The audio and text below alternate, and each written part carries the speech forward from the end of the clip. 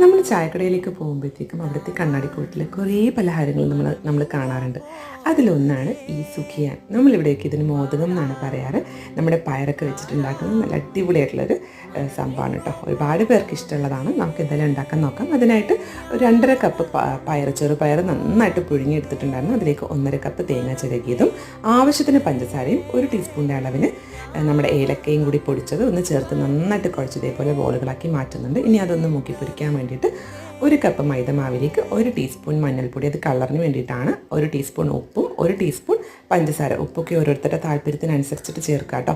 എന്നിട്ട് നമ്മൾ നന്നായിട്ട് എണ്ണ ചൂടാകാൻ വെച്ചിട്ടുണ്ടായിരുന്നു. ഇനി അതിലേക്ക് നമ്മൾ നേരത്തെ പയർ ഇങ്ങനെ ബോളാക്കി വെച്ചിട്ടുണ്ടായിരുന്നില്ലേ, അത് മാവിൽ മുക്കി ഇതേപോലെ തന്നെ ഫ്രൈ ചെയ്തെടുത്ത് കഴിഞ്ഞാൽ നല്ല അടിപൊളി ടേസ്റ്റ് ആയിട്ടുള്ള നമ്മുടെ ചായക്കടയിൽ നിന്നൊക്കെ കിട്ടുന്ന അതേ ടേസ്റ്റിലുള്ള സുഖിയാൻ റെഡിയാണ് കേട്ടോ. അപ്പോൾ എന്തായാലും എല്ലാവരും ഒന്ന് ട്രൈ ചെയ്ത് നോക്കുക. അപ്പോൾ ഓക്കെ, ബൈ.